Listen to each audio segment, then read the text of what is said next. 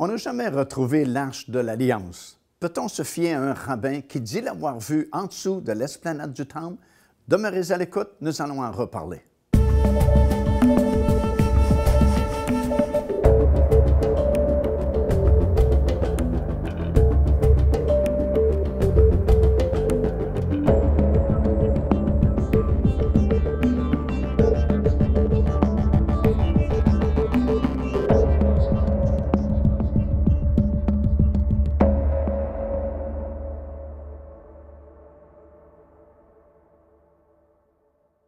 Nous vous souhaitons la bienvenue encore une fois à votre émission de télévision qui s'appelle Les Actualités prophétiques, alors que nous parlons de choses vraiment très intéressantes qui concernent tout particulièrement notre génération, notre époque, puisque nous sommes en train de parler de certains accomplissements prophétiques qui sont vraiment exclusifs à notre génération.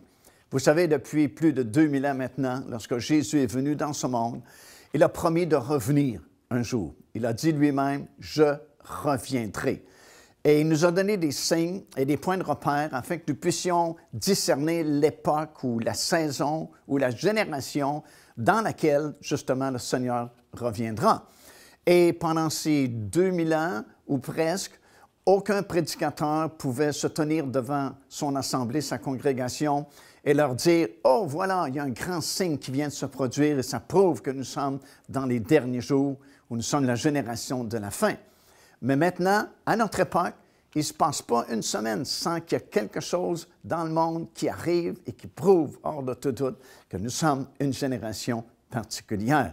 Et c'est dans ce sens-là que nous sommes en train de parler de ce signe-là très exclusif à notre génération, l'Institut du Temple et plusieurs autres organisations en Israël qui se sont données comme but, comme mission, de tout préparer pour la construction d'un futur temple sur l'esplanade du Temple, et non seulement pourvoir à la construction, mais être capable de meubler ce temple-là, et non seulement le meubler, mais aujourd'hui, on peut savoir qui est descendant d'Aaron et qui se qualifie pour être les sacrificateurs qui vont pouvoir œuvrer dans ce prochain temple-là à cause de cette découverte scientifique qui a été faite il y a quelques années passées maintenant et qui a démontré que tous les vrais descendants d'Aaron ont quelque chose de différent dans leurs chromosomes de tous les autres êtres humains sur la planète, incluant les autres Israéliens, les autres Juifs qui ne sont pas descendants de cette tribu-là,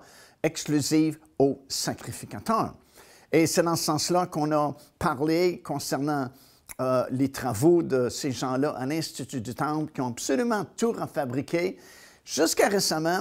Et tout ce qui leur manquait vraiment, c'était l'autel d'airain sur lequel on offrait les sacrifices des animaux et bien sûr l'Arche de l'Alliance qui n'a jamais été retrouvée. Mais au moment où nous parlons aujourd'hui, l'autel d'airain a été refabriqué il y a quelques 2 ans à peine. Alors que nous étions justement en Israël, j'avais appris que l'Institut du Temple, de façon secrète, était en train de faire des plans pour reconstruire ce dernier item qui leur manquait, l'autel d'airain.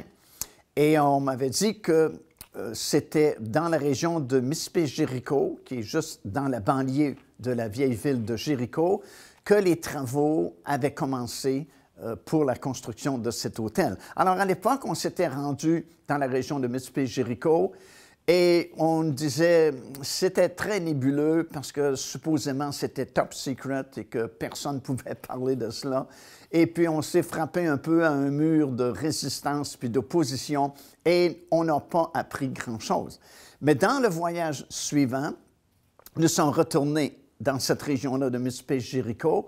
Et là, on a découvert un groupe de jeunes Israéliens, plusieurs rabbins, justement, et plusieurs jeunes personnes qui étaient en train de mesurer par terre pour être bien sûr qu'ils comprenaient les mesures données dans la Bible pour la construction de l'autel, l'emplacement de l'autel et toutes ces choses-là.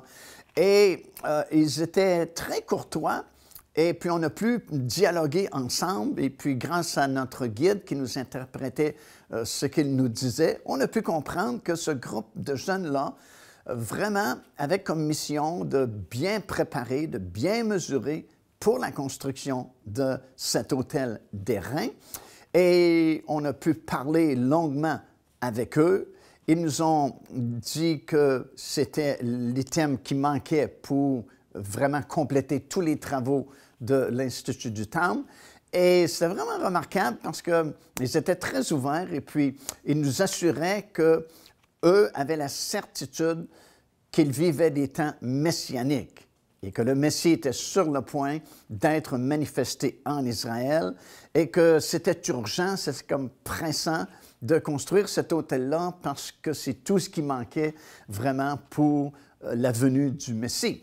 Et il y avait une jeune fille en particulier qui parlait beaucoup, puis une personne de notre groupe lui a demandé « Si vous êtes si certain que le Messie est sur le point d'être manifesté en Israël, comment allez-vous le reconnaître? Comment allez-vous savoir que c'est vraiment votre Messie? » Et c'était comique dans un sens, parce que la jeune fille a répondu « On va le reconnaître parce qu'il va se présenter à nous monter sur le dos d'un âne, comme la prophétie de Zacharie, chapitre 9, verset 9. » Et on lui a dit « Mais il est venu il y a 2000 ans, monter sur le dos d'un âne, et vous l'avez rejeté. » Oh, elle a dit « C'était pas le bon il y a 2000 ans, mais le bon arrive bientôt. » Alors, tout ça pour dire qu'il y a vraiment une ferveur en Israël, parmi même les jeunes. C'était tous des jeunes de 17 ans, 18 ans, 20 ans, qui travaillaient activement parce qu'ils étaient convaincus qu'ils vivaient des temps messianiques et que le Messie était sur le point de faire son apparition en Israël.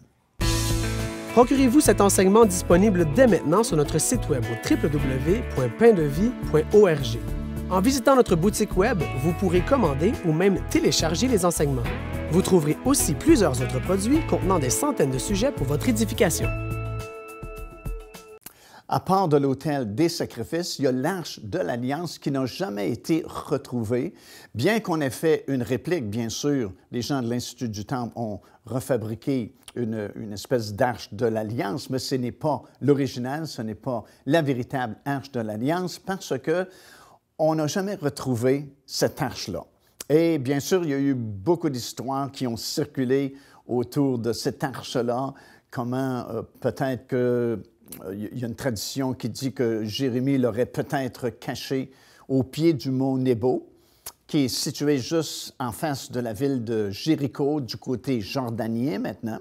Alors, si vous êtes en Jordanie, bien, on peut visiter le mont Nebo, se tenir sur le sommet du mont Nebo, et vous avez une vue imprenable de tout le pays, ou du moins une grande partie du pays de Canaan, qui est le pays d'Israël aujourd'hui, et le mont Nebo situé juste en face de la vieille ville de Jéricho. Et il y a une tradition qui dit que Jérémie, le prophète, aurait caché l'Arche de l'Alliance au pied du mont Nebo en Jordanie. Mais il y a eu beaucoup de fouilles qui ont été faites, mais on n'a jamais retrouvé l'Arche au pied du mont Nebo en Jordanie. Une autre tradition dit que ce sont les Babyloniens qui s'en étaient emparés lorsqu'ils sont venus contre la ville de Jérusalem, qui ont détruit la ville, détruit une partie du temple et emporté avec eux tous les vases et les ustensiles et les choses qui appartenaient au temple autrefois jusqu'à Babylone. Et on dit qu'ils auraient transporté aussi l'Arche de l'Alliance jusqu'à Babylone. Mais c'est peu probable ça non plus parce que la Bible n'en parle pas de toute façon.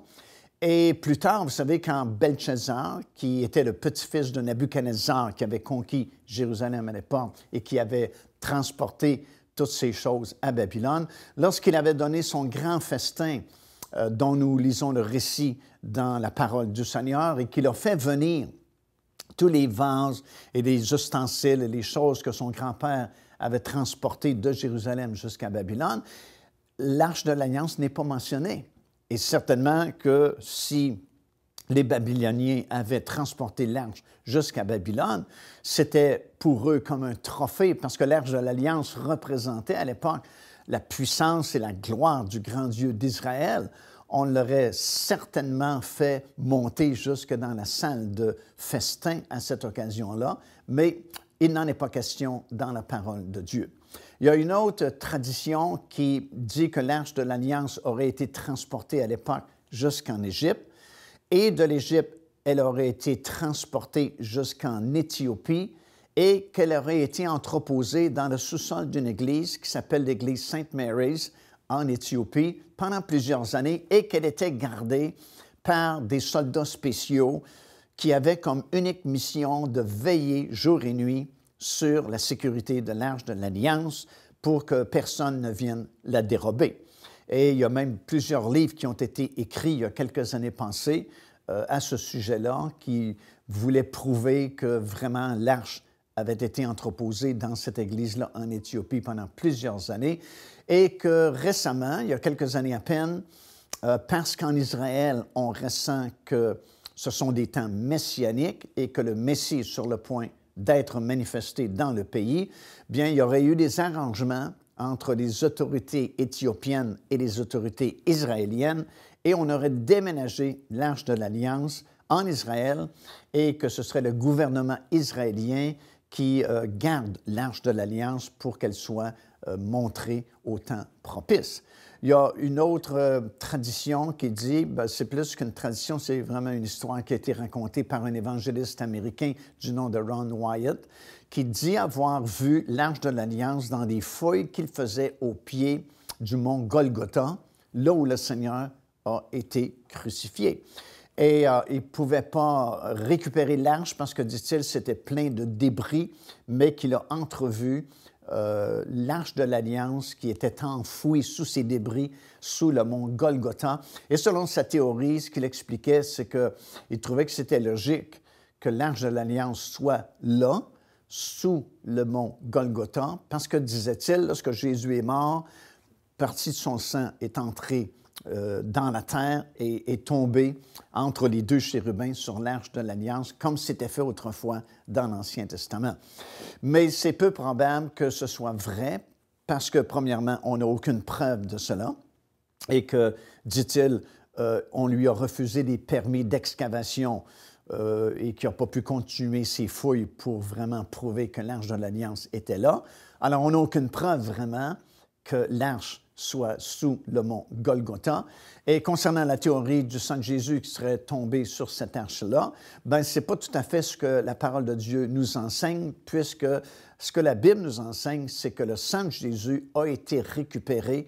Et lorsque Jésus est monté au ciel, tout de suite après sa résurrection, à partir du jardin du tombeau, il a récupéré son sang et il est monté dans le tabernacle céleste, non pas le terrestre, mais le tabernacle céleste, comme c'est écrit dans l'Épître aux Hébreux, et qu'il aurait fait lui-même l'aspersion sur l'Arche de l'Alliance, la véritable, celle qui est dans le lieu très saint, là-haut dans le ciel, avec son propre sang. Alors, c'est pourquoi cette histoire-là est écartée également, parce qu'on ne peut pas la prouver. Alors, de tous les récits, de toutes les histoires qui ont circulé, qui circulent encore, un peu moins aujourd'hui, mais qui circulent encore concernant l'endroit où se trouverait l'Arche de l'Alliance, bien, il n'y a rien qui peut vraiment être prouvé. On n'a pas de preuve ni d'une histoire, ni d'une autre histoire. En fait, personne ne sait exactement où se trouve l'Arche de l'Alliance, sauf les gens de l'Institut du Temple, et c'est ce que je vais vous parler dans quelques instants. Pour certaines personnes, comme les dirigeants de l'Institut du Temple à Jérusalem, d'après eux, ils savent très bien où se trouve l'Arche de l'Alliance. Ils savent qu'ils ne peuvent pas y toucher présentement, mais, disent-ils, quand on pourra construire la temple, ça ne sera pas un problème parce que nous savons où elle est et nous allons pouvoir la récupérer et la placer dans le lieu très saint du futur temple. Devenez partenaire avec ce ministère par votre soutien financier et aidez-nous à planter le flambeau de l'Évangile à travers le monde entier. Vous recevrez un enseignement audio à tous les mois de la part de l'évangéliste Mario Massicotte, ainsi que notre bulletin de nouvelles prophétiques incluant des enseignements bibliques, des nouvelles du ministère et des commentaires sur les actualités prophétiques, telles que vues pendant cette émission. Débutez dès aujourd'hui en visitant notre site web www.paindevie.org ou par courriel à info@paindevie.org ou en nous écrivant à Pain de Vie, casier postal 426 800, Square Victoria, Montréal, Québec, H4Z 1J7.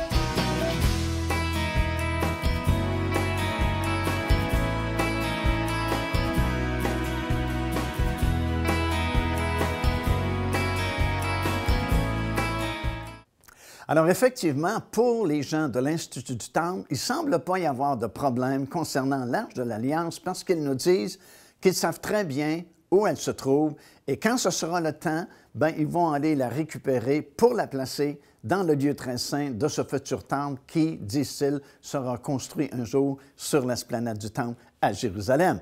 Et la raison pour laquelle ils sont si certains de l'endroit où se trouve l'Arche de l'Alliance, c'est qu'il y a quelques années à peine, il y a deux rabbins très connus en Israël, dont un que peut-être son nom vous dira quelque chose parce qu'il était quand même très connu. Il est décédé depuis quelques années, mais il était très connu à l'époque, a écrit vraiment plusieurs écrits. Son nom est le rabbin Getz.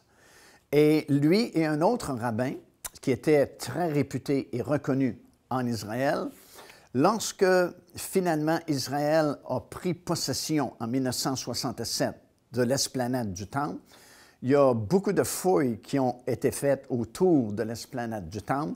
Et quelques années plus tard, finalement, on a creusé le long du mur des Lamentations, ce qui s'appelle aujourd'hui le tunnel des rabbins.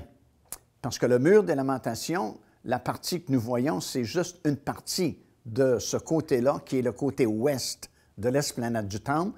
C'est pour ça qu'en anglais, on l'appelle le Western Wall. Bien, ce mur-là continue très loin sur le côté ouest et on a creusé tout le long de ce mur-là et c'est devenu, comme j'ai dit, le tunnel des rabbins.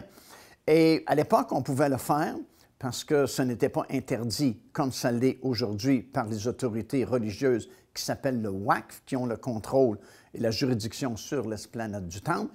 Ils ont creusé parce qu'en dessous de l'esplanade du Temple, il y a beaucoup de tunnels qui avaient été creusés autrefois pour différentes raisons. Et le rabbin Getz, avec d'autres personnes, dont un autre rabbin très connu à l'époque, ont avancé plutôt dans ces tunnels-là et lui jure avoir vu l'Arche de l'Alliance au fond d'un de ces tunnels-là sous l'esplanade du Temple. Et vous savez, l'Arche de l'Alliance, c'était quelque chose de très important autrefois, très sérieux également, parce que c'est pas n'importe qui pouvait toucher à l'Arche de l'Alliance. En fait, on a une histoire dans la Bible où certaines personnes avaient soulevé le couvercle à Beth-Shemesh de l'Arche de l'Alliance lorsqu'elle est revenue de chez les Philistins, et plusieurs personnes ont été tuées sur le coup parce qu'ils avaient osé toucher à l'Arche de l'Alliance. Alors, ils se sont dit, ben OK, l'Arche de l'Alliance est là, on va sortir du tunnel, et on va revenir vers 3 heures du matin où c'est très calme et très tranquille. Alors, il n'y a pas de risque qu'on soit dérangé. Et là, on va s'assurer des moyens à prendre pour récupérer l'arche et la sortir de son tunnel. Et lorsqu'ils sont revenus très tôt le matin, ils se sont heurtés à un mur parce que la brèche qu'ils avaient faite pour entrer dans le tunnel était bloquée avec des blocs de ciment modernes. Et si vous êtes déjà venu avec nous et vous avez visité le tunnel des rabbins, bien, on vous l'a montré parce que tout le long de ce mur-là du tunnel des rabbins, ce sont des pierres qui datent du temps de Salomon. Et c'est des pierres énormes et certaines de ces pierres-là pèsent des dizaines et des dizaines et des dizaines de tonnes pour une seule pierre. Et ça date de l'époque du roi Salomon. Mais soudainement, et on vous le faisait remarquer lorsqu'on traversait le tunnel des rabbins, soudainement, vous voyez un petit espace dans ces anciennes pierres qui datent du temps du roi Salomon, où c'est des blocs de ciment modernes qui bloquent une entrée qui, évidemment, aurait été faite préalablement. Alors, le rabbin n'a pas menti parce que le mur, on peut le voir encore aujourd'hui en blocs de ciment modernes, et ça leur a empêché d'aller plus loin et de faire des plans pour récupérer l'arche et la sortir dans le dessous du temple. Depuis ces années-là, la situation s'est compliquée davantage parce que le Waqf, comme j'ai mentionné, qui est du côté arabe et qui a la juridiction sur l'esplanade du temple, malgré qu'Israël a gagné ce territoire-là en 1967 lors de la guerre des 6 jours, à l'époque, Moshe Dayan, qui était en chef de l'armée, s'est assis avec des représentants jordaniens parce qu'à l'époque, ça appartenait à la Jordanie, et a négocié une entente avec l'autorité religieuse arabe pour qu'ils puissent avoir juridiction sur l'esplanade du Temple. Et c'est ce qui complique la situation. Et depuis ces années-là, c'est encore plus compliqué et toutes fouilles archéologiques ont été interdites autour de l'esplanade du Temple. Mais pour les gens de l'Institut du Temple, avec qui le rabbin Getz était en relation, pour eux, ils savent que l'Arche de l'Alliance est sous l'esplanade du Temple et ils savent qu'aussitôt qu'ils pourront construire un temple, ce n'est pas un problème pour eux parce qu'ils savent où se trouve l'Arche de l'Alliance et à ce moment-là, ils iront la récupérer pour la transporter dans le lieu très saint du Nouveau Temple, comme on avait fait à l'époque lorsque David avait placé l'Arche sous une tente sur la montagne de Sion. Mais lorsqu'on avait construit le temple avec Salomon, on avait déménagé l'Arche dans le lieu très saint du temple construit par Salomon. Joignez-vous à nous afin de célébrer le Seigneur et entendre le message de la parole de Dieu par l'évangéliste Mario Massicotte. Venez recevoir ce que Dieu a préparé pour vous. Visitez notre site web www.paindevie.org afin de connaître notre itinéraire. Nous serions très heureux de vous rencontrer et de vivre des moments forts avec le Seigneur.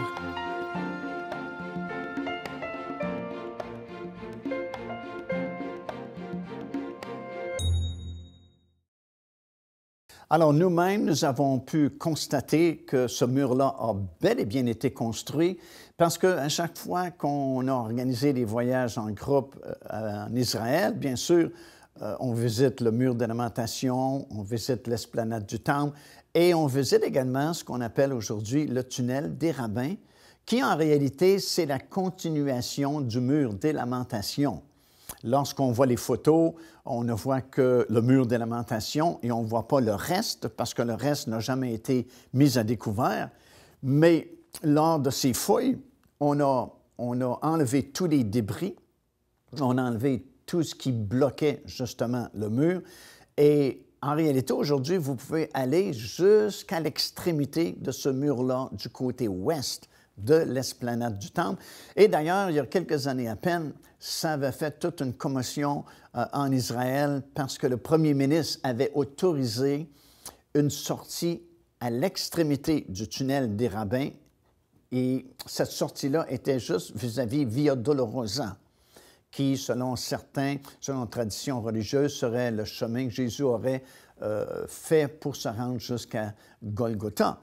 Et ça avait soulevé un paquet de critiques en Israël, surtout du côté arabe, surtout du côté du Waqf, qui est en autorité sur l'esplanade du Temple. Et c'était nécessaire de faire une sortie parce que là, tous les touristes qui visitaient le tunnel des rabbins allaient jusqu'à l'extrémité du tunnel, mais là, ils étaient obligés de revenir au point de départ pour sortir. C'est pourquoi on a fait une sortie à l'autre extrémité du mur pour permettre de décongestionner le trafic de touristes là, qui se faisait dans le tunnel des rabbins. Mais c'est une réalité que ce mur-là a été bloqué en quelque part, sans doute par les gens du Waqf, parce que c'est sûrement pas par d'autres Israéliens ou les gens de l'Institut du Temple, qui ont empêché les fouilles à l'époque de se continuer et de vraiment mettre à jour et mettre à découvert l'Arche de l'Alliance qui, selon ces rabbins-là, est enfouie au fond d'un de ces nombreux tunnels qui existent en dessous de l'esplanade du Temple.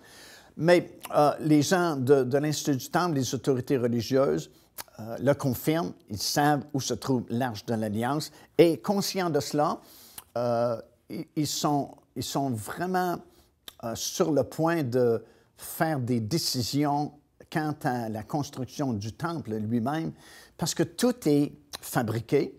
Comme j'ai mentionné préalablement dans ces émissions de télévision, non seulement on a tout refabriqué, même l'autel des sacrifices, l'autel d'airain. On a, comme j'ai déjà mentionné, des génisses rousses en grand nombre maintenant pour servir à la purification de ces prêtres-là qui vont recommencer les sacrifices dans un futur temple, ce qui était quand même nécessaire parce que selon la loi juive, à chaque année, on devait purifier les prêtres qui avaient fait des sacrifices durant l'année qui se terminait, le jour du Yom Kippour, la fin des expiations, et ça prenait les cendres de la plus récente génisse rousse qui avait été offerte en sacrifice. Et on saupoudrait ces cendres-là dans l'eau qui venait de la piscine ou du réservoir de Siloé, parce que cette eau représentait un grand miracle à l'époque d'Ézéchiel, alors que les armées avaient envahi Jérusalem, et on attendait que les gens meurent de faim à l'intérieur de la ville, qui était emmurée, vous vous souvenez, à l'époque. Alors personne ne pouvait sortir parce que les ennemis les attendaient dehors, et l'armée qui campait autour de la muraille de Jérusalem attendait que les gens manquent d'eau, surtout, et de nourriture, et là, il n'y avait pas vraiment de résistance, et puis les armées pouvaient envahir la ville. Mais Ézéchias avait fait construire un tunnel qui passait en dessous de la muraille de la ville de Jérusalem et qui allait chercher l'eau dans une source qui s'appelle la source du Guillon, qui est située juste à l'extérieur du mur de la ville de Jérusalem. Et dans ce tunnel-là, l'eau coulait jusqu'à l'intérieur de la ville.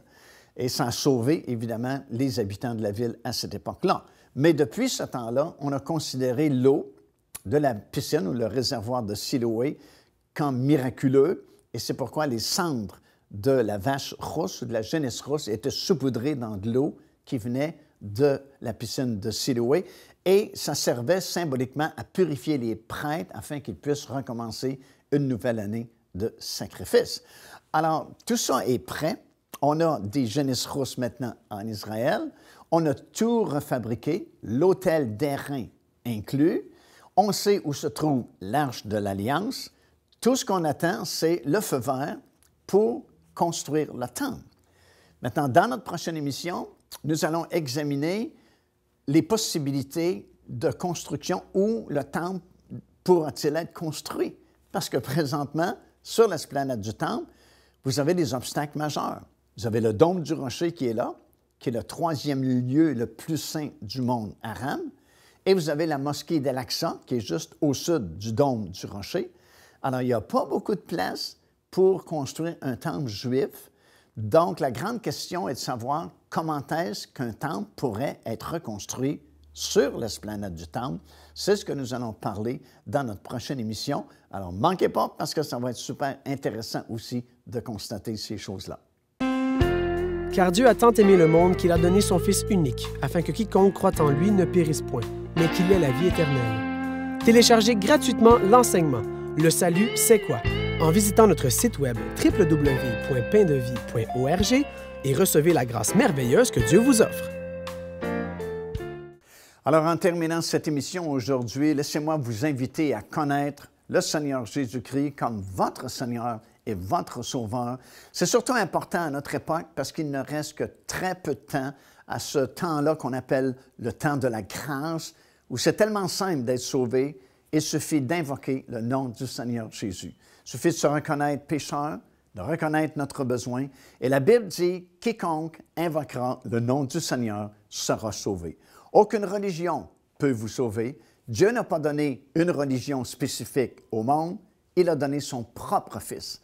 Et lui-même a dit « Nul ne vient au Père que par moi ». Il a dit également « Je suis la vie, la vérité, le chemin. Et nul ne peut connaître Dieu, nul ne peut venir jusqu'à Dieu, sinon qu'il passe par moi. » Alors venez à lui aujourd'hui, communiquez avec nous et on va vous dire comment le faire. C'est tellement simple. Procurez-vous cet enseignement disponible dès maintenant sur notre site web au www.paindevie.org. En visitant notre boutique web, vous pourrez commander ou même télécharger les enseignements. Vous trouverez aussi plusieurs autres produits contenant des centaines de sujets pour votre édification.